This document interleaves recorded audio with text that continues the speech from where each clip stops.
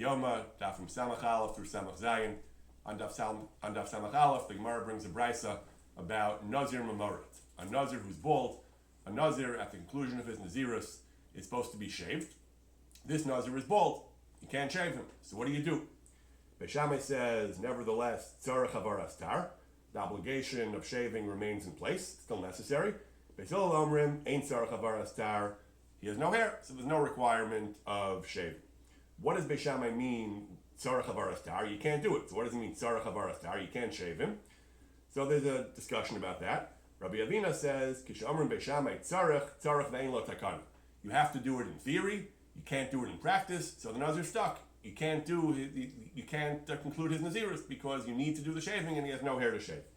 The Gemara discusses that further. Is that really what Beis Shammai means?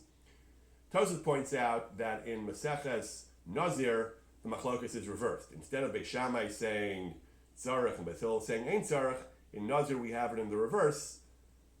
Beis Shammai says ein tzarech and Beis Hillel says tzarech. Halachos afuchasu. Sometimes the Gemara does that. It brings the same sugya, the same shita in a reversed way. The Gemara over there says in Nazir that Beis Shammai says ein tzarech, and Beis Shammai, Ravina says, when Beis Shammai said ein tzarech, they meant ein tzarech and ein lo takana. Beis Hillel yesh lo takana. According to Beis Hillel, that Beis Hillel said tzarech, he meant tzarech to do at least the action of running the razor over his head. So there are three possibilities in terms of the different shitas and the different sugyas, what you have to do. Either nothing, you don't have to do anything, or tzarech v'yesh lo takana, you have to do it, you do the action of running the razor over his bald head, or tzarech or ein tzarech v'ein lo takana. There's nothing to do. You have to do it and you can't do it, then you're stuck. How do we paskin? Rambam in Halachos Nazirus paskins, Nazir Mamorat ein tzarech la'averta. Rambam seems to say there is no requirement to do the act of shaving on a bald Nazir, just don't do anything, the most lenient view. Is that really what the Rambam means? So the Radvaz and the Kesef Mishnah discuss how to understand this Rambam, how to reconcile what he says with the Sugya, depending on the Girsa. The Radvaz ultimately concludes that the Rambam does not mean what he says in our text. The Rambam really means that Nazir Mamorat tzarech lahaver taral rosho. There is an obligation, you can't actually shave him, there's no hair. There is an obligation to go through the act of running the razor over his head. Kesef Mishnah concludes differently. Kesef Mishnah says that the Rambam is passing like Beis Hillel, and Beis Hillel who said tzarech, but Beis Hillel doesn't mean tzarech. Beis Hillel just means, unlike Beis Shammai who said ein lo takana, Beis Hillel means yesh lo takana, but really, even though he said tzarech, really it's ein lo tzarech. You don't have to do anything. According to the Kesef Mishnah, the Rambam is paskening, there is no requirement at all to do anything for the Nazir Mamorit. We don't generally practice Nazirus B'zman hazeh, but there is an interesting possible ramification of this machlokas. Rabbi Yosef Zilberstein brings in Chashukei Chemed. The Ramah says in Orach Chaim, in the laws of Chol HaMoed, that normally we don't shave, we don't cut our hair on Chol HaMoed. There are certain exceptions. One of them is Misha Hamer Daso, someone who apostatized, v'chazar b'tshuva, he repented, he became observant again, and he returned to being Jewish, and v'darko l'galech. The custom was that such people, when they returned to the fold, would shave. He's allowed to shave on Chol HaMoed. Mishnah Berurah explains, there were places that had this custom that Balei Tshuva, when they returned from apostasy, they would shave. Because we treat idolatry, we treat leaving Judaism like someone, like a mace or like a metzora that needs giluach. So it's similar to metzora, that we do the process of shaving. Rav Zilberstein says, so what do you do if the person's bald? You have a bald apostate, a bald chozer b'tshuva. Is there anything for him to do? Obviously, we're not going to say ein lo takana. If he wants to be Jewish, he can obviously be Jewish. But is there a mitzvah, is there a minhag to run the razor over his head? Rav Zilberstein suggests that it might depend on this machlokas. And according to the Radvaz, who understands the Rambam to be saying tzarech lahaver tar, there is a mitzvah in the case of a Nazir to run the razor over his head, even though he has no hair. Perhaps this apostate who returns to the fold, perhaps the minhag would say that you should run the razor over his head, even if he has no hair. Daf Samach Beis, next parak, Shnei Sirei Yom Kippurim. So we have the two goats, and lots are drawn. One goes LaHashem, is offered as a carbon. The other one is thrown off the cliff, Basar LaZazel. Mishnah says, Mitzvasan Shiyu Shneim Shavin. Ideally, the mitzvah is they should be identical. Shavin b'mara, in appearance, b'koma, in stature, b'damim, in cost, kichasim ka'echad, they should be purchased together. Al pishein shavin ksheir. This is an ideal, even if they're not shavin, they're still kosher. The Gemara explains this is derived from psukim. Shnei Sireizim, Mataman Lamer Shneim Shavin, and that this took him that we darshan they should be Shavin. The Gemara goes on, Rabbi Rachman Seir, Shnei Lamali, Chad Lamara, Chad Lakoma, Chad Ladamim. All these aspects of similarity are derived from Psukim. Interesting passage in the Sefer Chassidim of Rabbi Yehuda Chassid. Sefer Chassidim is talking about a question which is discussed at some length by later poskim Achronim as well. Let's say you have a ship at sea, and they have to throw people over, as in the case of Yoma, and that we read in Sefer Yoma. So the ship is going to founder unless you throw somebody over. Is it legitimate to cast lots, as the sailors did in the story of Yona, to decide who to throw over? It's a robust discussion about this in the poskim. Sefer Chassidim says, no, you can't do that. That's not the way to decide. It's not a legitimate procedure. And he's emphatic about this. And he says, even when it comes to matters that are not life and death, just questions of monetary questions, he says, there's no such thing as a gorel, even though we find gorel is used to divide Eretz Yisrael, gorel is used partners to divide people who inherit an estate, heirs, partners, divide property with a gorel. Says Sefer Chassidim, that's only when the different portions are equal. They're equal in value, they're equal in ways that matter. Just somebody wants one, they both want the same one. How do you decide who gets which portion? They're as equal as they can be. You do a gorel. But you can never make a gorel when the two things you're making a gorel on are not equal. Life and death is not equal, he says. There's no such thing as a gorel to decide when people have equal rights to something. There's no such thing as a gorel to decide who lives and who dies. He says, and then he goes back to our sugya. He says in our sugya, because the Torah says do a gorel to decide which sire is Lashem and which is Lazazel, that's why they have to be shavim b'mara v'koma. The Gemara learns from a pasuk. Rabbi Yehuda Chassid tells us that the rationale for it is a gorel is only legitimate when both are equal. You have to decide which is which. You do a gorel. If the two seirim wouldn't be equal, there's no possibility of gorel. That's this principle. He says gorel is only when you have to decide between two equal things. That's where you do a gorel. On Daf Samach Gimel, the beginning of the Gemara begins on Samach Beis and Beis. The Gemara says, Shlamim sheshachta and kodim shnifchu dalsas hehechel psulim. A carbon shlamim that shechted before the doors of the hechel are opened is puzzle. Even though you don't shecht in the hechel, you shecht in the azara. But nevertheless, there's a halacha, the doors of the hechel must already be open. So we dash from pasuk shenemar ushchato pesach ol moed. It should be shechted facing, corresponding to the door of the ol moed. Bisman shu pasuach, lo bisman shu no. And as a corollary, the Gemara says shachten b'chutz. If you shecht the carbon outside the Beis HaMikdash, which normally you're chayav for, it's an avera and you're chayav for it. So if it's kodim shnifchu dalsas hechel pater, you're not chayav what you'd normally be chayav, because my time I'm mechuser psicha kem mechuser ma'aser dam. Since the only time you're chayav for shlitas chutz is in a case where the carbon would be kosher if you did it b'fnim. Since it's not kosher yet, because the doors aren't open yet, it wouldn't be kosher b'fnim, and therefore you're not chayav b'chutz. The Chavetz Chaim discusses in his Likutei Halachos, does this halacha apply b'zman hazeh? B'zman hazeh, there's no Beis HaMikdash. As we've discussed on other occasions, nevertheless, poskim paskin, Rambam paskins, you can still bring karbanos b'zman hazeh. So how does this halacha of the doors of the hechel have to be open? Shlamim, at least with carbon shlamim, the Rishonim discussed whether it applies to other karbanos as well, but at least carbon shlamim, can you bring a carbon today? What happened to the problem? The doors of the hechel have to be open. There's no hechel. The doors certainly aren't open. Is that a problem?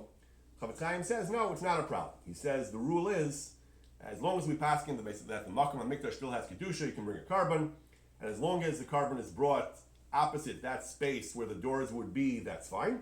This halacha, that the doors have to be open, that means they can't be closed. You can't have closed doors as a barrier between the carbon and the Beis HaMikdash. But if there's no Beis HaMikdash, he says, then that's fine. However, the Chavetz Chaim says, it would seem, based on this understanding, that the barrier is the problem. He says, if there is a building built on the Har HaBayis, even if it's not the Beis HaMikdash, like today he says, but when I say no Harabim, there is a building, the mosque is on the Har, is on where the Beis HaMikdash would be. You can't bring a carbon, he says, because it's not open anymore. It's not the Beis HaMikdash, but there's a wall, there's a door in between, so you can't bring the carbon, he says. However, he says, after he wrote this, he found in the Rashba says that a little differently, that when there's a mikdash, the doors have to be open. When there's no mikdash, then the halacha doesn't apply. So according to that, today when there's no mikdash, even though there's a mosque, it's not a mikdash, not the Beis HaMikdash, and therefore this halacha is satisfied. So Tzarachin, so the Chavetz Chaim is not sure whether this halacha of psichas dalsas, of kodem psichas dalsas hechel, would apply today where there's no Beis HaMikdash, but there is some other structure where the Beis HaMikdash used to stand. On Daf Samach Daled, the Gemara brings a Mishnah. The Mishnah talks about Eivarim Tima, Eivarim Balei Mumin, that you got a mixture, they got mixed together, Eivarim, the limbs of an animal that's a Tamim, that's Roy for the Mizbeach, it has no Mum, together with Eivarim of Balei Mumin, animals that have Mumin and therefore cannot be brought on the Mizbeach. So what do? You can't distinguish them anymore. So Rabbi Eliezer says, in Karev Harosh Shel Echad Mehem Yakrivu Kol HaRashin Kulan, Krav Shel Echad Mehem Yakrivu Kol HaKra'ayim Kulan, that if you, let's say you have a bunch of heads mixed together, and one of the heads was already brought, by mistake, was already brought on the Mizbeach. Now he says you can bring the rest of them as well. Or the legs. Each limb, if even one of that type of Aver was brought, you can bring the rest of them as well. The Chachamim say no, Yetil Abesis Reif. That doesn't matter, it's still a Teruvus, it's still Aser. Rabban's position is easy to understand. Rabbi Eliezer's position is a great Chiddush that as long as we're not sure there's a problematic one still here, because one of them was already brought on the Mizbeach, so we don't know there's an Isser here. It might all be okay. That there was only, that the Balei Mumin might have been gone already. There might not be any Balei Mumin left. You can bring the rest on the Mizbeach, no problem. We actually paskin like that Shita. We don't have Karbanos today, but this is actually brought in your day on the laws of Teruvus. Let's say you have a Teruvus of items that are not batal because they're chashuv, they're important, like animals are not batal, live animals, beria, a complete organism is not batal, hatikaru is kabed, a piece of meat that's a good and valuable piece of meat that you would honor a guest with, davar sheishel matira. In different cases where yavish b'yavish, you have discrete items that are mixed together. Normally they're batal chad betray, 1 to 2. 2 to 1 is batal here because of these reasons, if they're chashuv or other reasons, they're not batal. As long as one of them was eaten already by mistake, so again, you don't know for sure the Isser is still here, the Isser might have been the one that was eaten, you can eat the rest of them, then we say it's batal. That's how we paskin. Or if one of them was destroyed, it fell into the sea, in a case where it's not coming back, it's irretrievably lost, you can eat the rest. Because the rule is the same rule that Rabbi Eliezer says about Karbanos. Once one of them is out of the picture, has to be out of the picture. The post can say if it just went somewhere else, it's still a problem. But if one of them is gone, is off the board, it was eaten, it was lost in the sea, it's never coming back, then we can say the Isser was over there, the Isser one is the one that was gone, the rest of them are heter, and then we rely on Bittul Barov. That is a great kula. Why do we rely on Bittul Barov? But logically, it's the same probability, it's the same 1 in 10 chance was there before and is still there now. What does it matter that one of them fell into the sea or was eaten? So the point is, this whole Isser is drabanan. Really, midaraisa, everything is batal. Chad betray is always batal. According to most poskim, at least, these rules of davar chashuv not being batal, eivarim not being batal, balachayim not being batal, these exceptions to the rule of bittul are only midrabanan. In a Torah, it's all batal. It's only a rabbinic chumrah that it's not batal. So the rabbanim were lenient when one of them was already eaten or one of them was lost. The rabbanim were lenient that you can eat the rest of them. Poskim have discussions that if it fell by itself, it's mutter. But if you threw it in, even if you're a shogeg, there might be a gzeira. In certain cases where it goes there, we're afraid you'll throw it in b'mezid. But the basic halacha we paskin like this din, that once one of them is gone, is out of the picture, the rest of them become mutter. Again, even though the probability of any one that you pick up being usher or mutter is still the same chance that it was before. If it was 1 isser and 10 heter, it's still the same 1 in 11 chance before one of them fell into the sea and afterward. But that's the din, that when they're all here, when they're all in play, it's aser. When one of them is gone, assuming it wasn't done b'mezid, then the rest become mutter. On Daf Samachay, the Gemara discusses when that if we're talking about a carbon that's too old, that the carbon has to be less than a year old. How do you define a year? So in the Jewish calendar, 12 months are either 29 or 30 days. 12 months is typically only 354 days or so. In the solar calendar, a year is 365 days. So which one is it? So the Gemara says, the Shita of Rebbe or Yehuda Nasi, in a Brisa, he says 365 days. He was actually not talking about Karbanos, he was talking about the law of redeeming houses in a walled city, that it has to be redeemed within a year, otherwise the halacha changes. So that there's a cutoff of a year. So there, Yehuda Nasi says, how do you define a year? 365 days, solar year, meaning Mosachama. The Chum say, no, 12 months of day to day, which is going to be only 354 days according to the Jewish months. So Rabbi Yehuda Nasi Shita, that a year in certain contexts is defined as 365 days, a solar year, applies to the age of the carbon of the Sar of Yom Kippurim as well. To be considered too old, it has to be 365 days. If it's only 360 days, even though it's more than a lunar year, it's not a solar year, and therefore it's not possible. It's actually interesting, even though la halacha, in most cases a year, yartzeit, these types of things are defined by the lunar calendar, nevertheless, there are a handful of contexts, a number of which have a connection to Maseches Yoma, where we use the figure of 365, the solar year. Earlier in Yoma, in Daf Chaf, the Gemara brings an Agada, it says, the Satan has no authority, has no power on Yom Kippur. And the Gemara brings a drasha because Satan is Bigamatria, Hasatan is Bigamatria 364. And the Gemara Darshans, there are 365 days in a year. The Satan only has power on 364 of them. One day a year, one special holy day, Yom Kippur, the Satan has no power. Again, the Achronim point this out. It's unusual. We're using a solar year here, even though the Jewish calendar is based on the lunar year. But that's what we do there as well. Third example, also connected to Yom Kippur, in the famous Brisa of Pita Maktaris, we recited as part of Shachris, Karbanos, after Shabbos, on Shabbos, after Musaf, the Brisa increases, the Gemara brings, Kitaris Haisonasis Shin Samaches Mana. Kitaris was made in batches of 368 mana, 365 Keneged Yimos Achama, one per day of the solar year, and 3 extra ones for Yom Kippur, and so on. Machzavitri already points out, 365, the halachic calendar is only 354. So he says that on the average, of course, we know that the lunar calendar that we use is actually a hybrid calendar. Over the long run, it has to stay in sync with the solar calendar. That's why we add leap years every 2 to 3 years, 7 to 19 years, because Chodesh Aviv, the Rambam explains, the Midrashim explain, that there are halachic requirements that the lunar calendar remain in sync with the solar calendar. Not like certain other calendars of Muslims, I think, where the lunar calendar goes out of sync with the solar calendar. Our calendar, the lunar calendar, not on a per year basis, it's different. But overall, in the long run, Pesach has to remain in the spring, and the calendar has to remain in sync with the solar calendar. So the average year, taking into account leap years, in the long run is 365 days. Doesn't completely answer the question, so why don't they just make batches of 354 or the longer ones for leap years? But that's how they did it. They used the average year, which is the solar year. They made batches of Ktaris, Master Vitri says, because of the fact that over the long run, on the average, even our years on the average are going to be equal to 365 days. On Daf Samach Vav, the Gemara brings a striking and somewhat provocative anecdote. It says, an Isha Chachama, a wise woman, once asked Rabbi Eliezer that in the Egel, everyone did the same thing. They all worshiped the Egel. So why do they have different punishments? There were 3 different punishments that people suffered. Some were killed by the sword, Moshe and the Levium. Some were killed in a Magefa, the Psukim say. Others were killed, they were treated like a sota. They drank the water and were affected by some kind of destructive physical collapse. So why do they suffer 3 different punishments? So he refused to answer. He simply said, Ein chachma leisha ela b'pelach. You're an isha chachama. Women's wisdom is only in weaving with a spindle. It's not in Torah. And it says, when they donated to the Mishkan, it says there, chachmas leiv. What does it mean for a woman to be wise? It means that she spins with her hands. That a woman's wisdom is in these areas, not in Torah. A little hard to understand.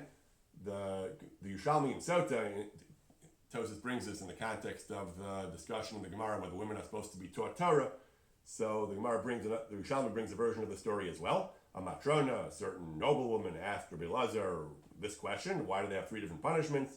He gave her the same answer: Eini shachama ela b'pelach. So Hyrcanus Beno, Hyrcanus, the son of Rabbi Elazar, complained to his father and said, because you dismissed her rudely like this, you cost me 300 kur of Meiser B'chol Shana. She apparently was a patroness of his. She used to support him. Now she was so angry at the family, so she cut him off. You cost me 300 kur of Meiser per year. He told him, his father was unrepentant. His father told him, Yisrafu divrei Torah. Better that Torah should be burned. V'lo yimsru divrei Torah l'nashim. Better than that we should teach Torah to women. A difficult thing to understand. We're not going to get into the details of teaching Torah to women here, but I do want to mention one interesting discussion where this phrase of whether women are wise in Torah or whether we say Ein Chachma Nashim El B'Pelach, this comes up in a celebrated discussion in the laws of Shabbos and Yom Tov. Bela Falk, the wife of the Smad, the wife of Yeshua Falk, the Drisha, the Smad, the Prisha, She was apparently a very pious and also very learned woman, and she has a famous ruling that is debated by the Achronim, that the minhag is, for many Ashkenazim at least, is that a woman, when she lights Ner Shabbos, does not make the bracha until after lighting, because if she would make the bracha first, that constitutes Kabbalah Shabbos, and then she can't light anymore, because now it's Shabbos for her. So this is the custom of many women, that they first light and then make the bracha afterwards. So said Rebbetzin Bela that according to this logic, on Yom Tov, where you're allowed to light candles on Yom Tov, that's what we do on Yom Tov, you're allowed to light on Yom Tov as well, might as well make the bracha first, because normally we always make a bracha before we do a mitzvah. Lulav, shofar, the bracha is always made first. On Shabbos, we don't do that because of this problem that she won't be able to light after she makes the bracha. On Yom Tov, it's not a problem, so make the bracha first. So that's what Rebbetzin Bela Falk held, that on Yom Tov, that you should actually make the bracha of Lahadlik Ner Shel Yom Tov first. Magen Avram rejects this. Magen Avram says, he invokes the phrase of our Gemara, Ein Chacham L'Nashim V'chulu, he means Ein Chacham L'Nashim El B'Pelach, that, nope, she's wrong. Lo Chilku Chacham. Chacham didn't want to distinguish between Shabbos and Yom Tov. Just like on Shabbos, you make the bracha afterward, Yom Tov as well.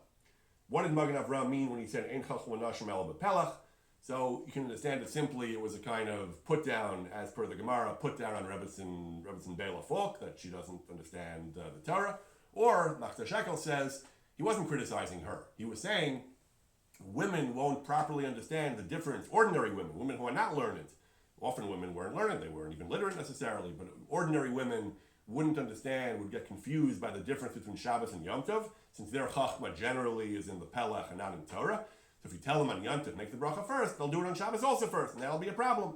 So because ordinary women don't have chachmas at Torah, so therefore it's problematic to make this distinction. But either way, the Magen Avram disagreed with Rebbetzin Bela Falk and said that on Yom Tov also, we make the bracha afterward because it's too complicated to distinguish between Shabbos and Yom Tov. However, many Achronim, maybe most Achronim, actually disagree with Magen Avram and side with Rebbetzin Bela Falk. Dogma Meravava, Rabbi Yehuda's comments, he says that no, you don't say lo plug, it's a different bracha, he says. On Shabbos you make Lahadlik Ner Shel Shabbos, on Yom Tov you make Lahadlik Ner Shel Yom Tov. So even though the Magen Avram says in other cases we find Chacham said lo chilku, we don't want to distinguish, that's where it's the same bracha, the same thing you're doing, but here it's a different bracha. Lahadlik Ner Shel Shabbos comes after lighting Neros, Lahadlik Ner Shel Yom Tov goes before lighting Neros. Not a problem. It's a different bracha, it can have different rules. And that's why many Achronim side with Rebbetzin Bela Falk against the Magen Avram. On Daf Samach Zayin, it discusses the proceeding, how they would take the Sa'ir La Zazel to the mountain to throw it off the cliff. So again, starting on Daf Samach Vav, the Mishnah says that they would accompany the emissary who would take the Sa'ir to the cliff. They would have sukkos, they would have a number of stations on the way to the cliff. It says there were 10 sukkos, 10 of these way stations from Yerushalayim until the tzok, until the cliff they would throw it off. The total distance was 90 ris. A ris is a measure of distance, where the total distance from Yerushalayim to the tzok was 90 ris. And the Mishnah makes the calculation for you, shivo mechza l'chol mil, 7.5 ris per mil. So that is 90 divided by 7.5 is 12. 12 times 7.5 is 90. So there were a total of 12 mil.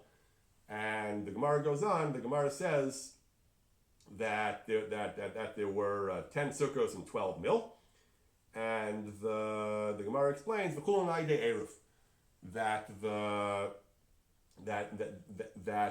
the share of mil is the share of a Ruvei Tchumen. So Rashi explains that there was each one was one tchum, except for the last one, which is the share of two tchum.